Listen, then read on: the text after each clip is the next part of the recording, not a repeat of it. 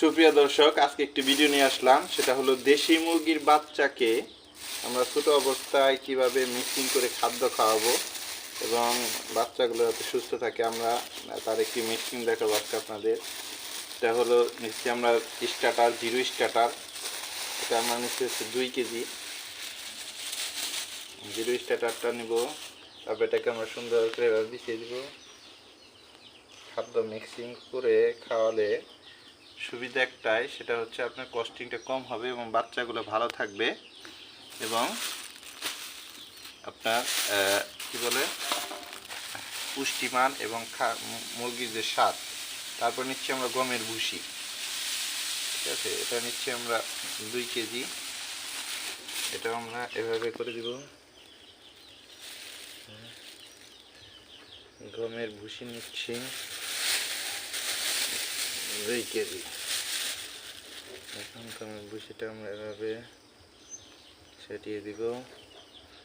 তারপর আমরা নিব হচ্ছে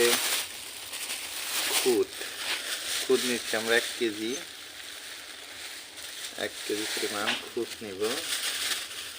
খুদ নিয়ে তারপর আমরা এটাকে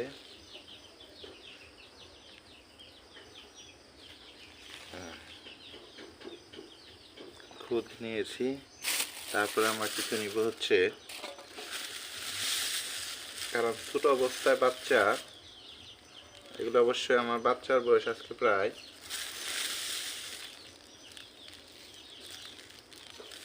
20 দিনের মতো।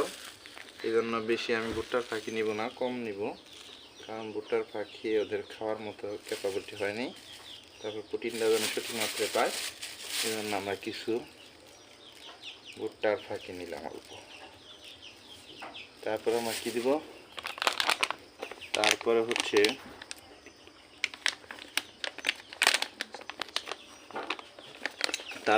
আমরা নিচ্ছি ডিসিপি প্লাস। এখান থেকে আমরা একটু ডিসিপি প্লাস নিব। ডিসিপি প্লাসটা আমরা কেটে নিব। কেটে, যেহেতু ডিসিপি প্লাস লবণ লাগবে আমাদের, ডিসিপি প্লাস আর হচ্ছে লবণ আমরা মিক্সিং করব একটা বাটির মধ্যে। ব্যাস এতটুকু পরিমাণ ডিসিপি প্লাস। আর হইতেছে আমরা